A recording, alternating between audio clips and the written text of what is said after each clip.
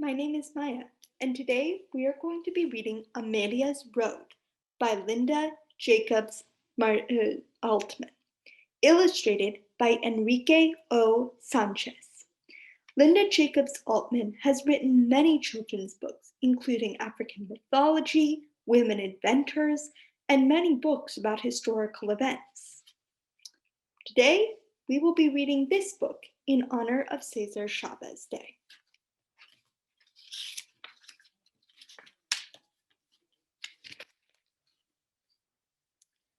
Amelia Luisa Martinez hated roads.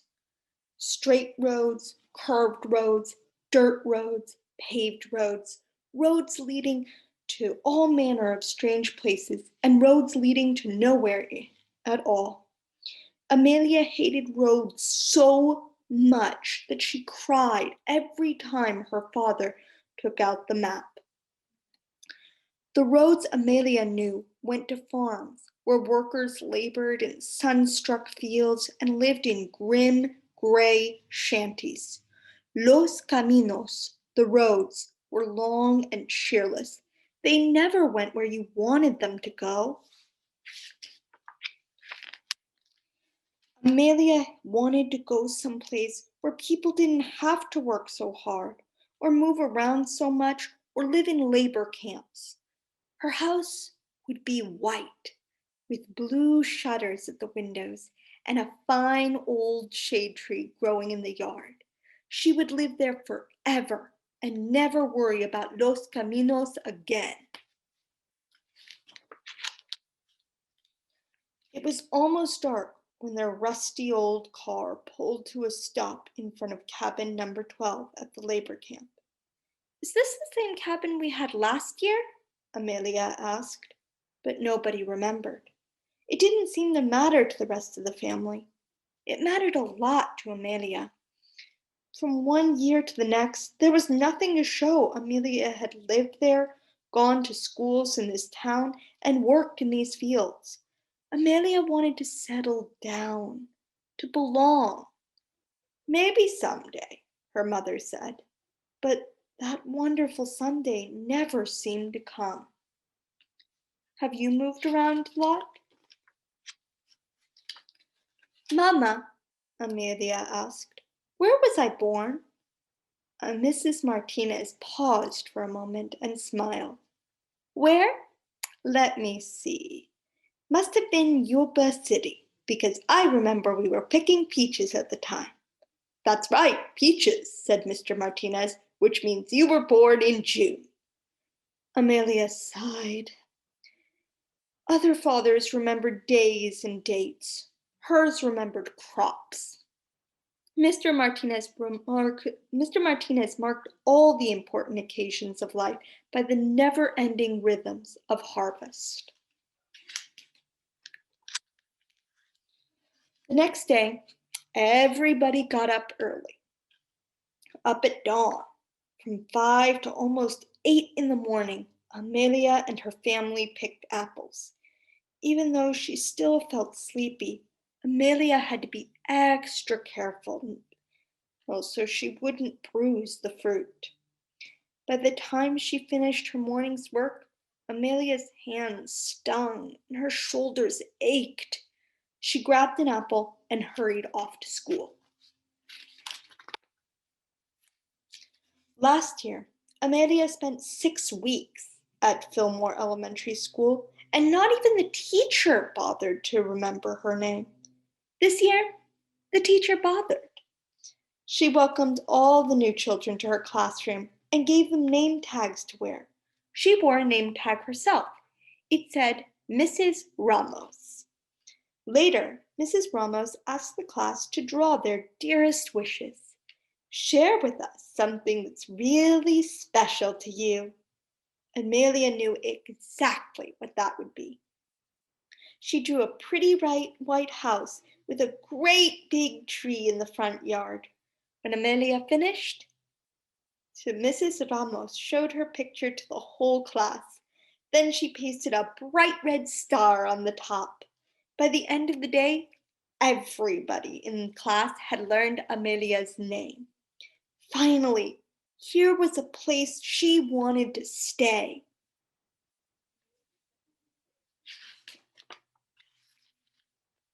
Amelia couldn't wait to tell her mother about this wonderful day. Feeling as bright as the sky, she decided to look for a shortcut back to camp.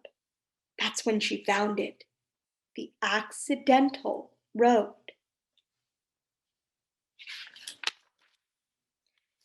Amelia called it the accidental road because it was narrow and rocky, more like a footpath that happened by accident than a road somebody built on purpose.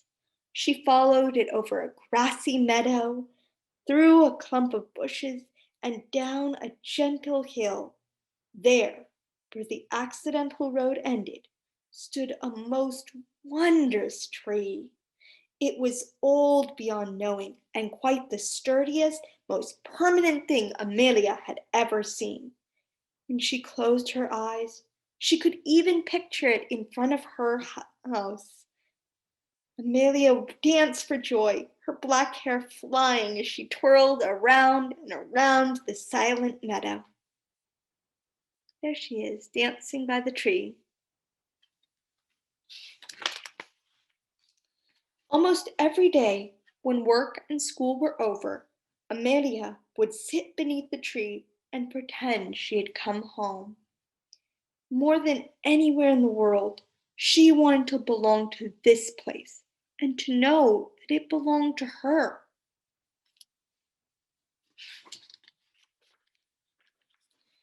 But the harvest was almost over, and Amelia didn't know what she'd do when the time came for leaving.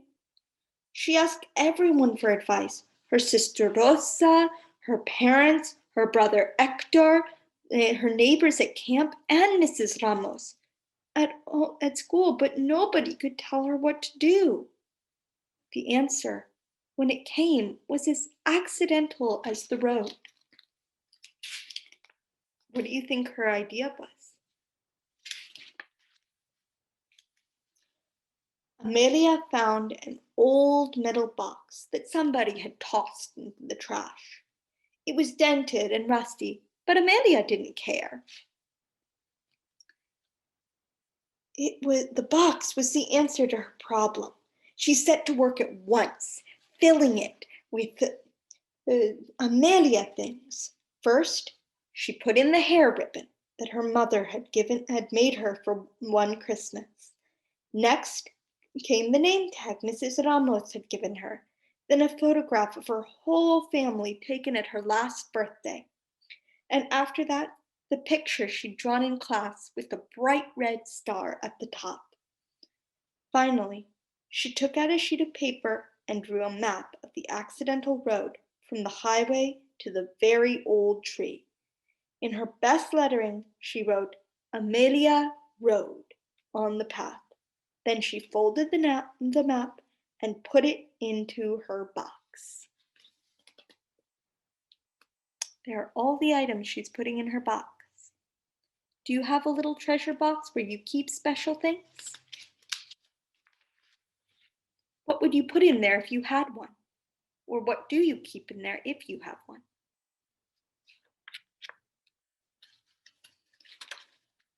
When all the apples were finally picked, Amelia's family and the other workers had to get ready to move again. Amelia made one more trip to the accidental road, this time with her treasure box. She dug a hole near the old tree and gently placed the box inside and covered it over with dirt. Then she set a rock on top so that nobody would notice the freshly turned ground. When Amelia finished, she took a step back and looked at the tree. Finally, here was a place where she belonged, a place where she could come back to. I'll be back, she whispered. Then she turned away. Amelia skipped through the meadow, laughed at the sky, even turned cartwheels right in the middle of the accidental road.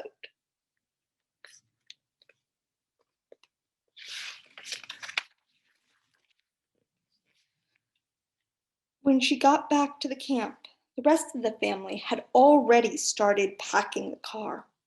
Amelia watched them for a moment, then took a deep breath and joined in to help. For the first time in her life, she didn't cry when her father took out the road map. There's her family packing their things. The end.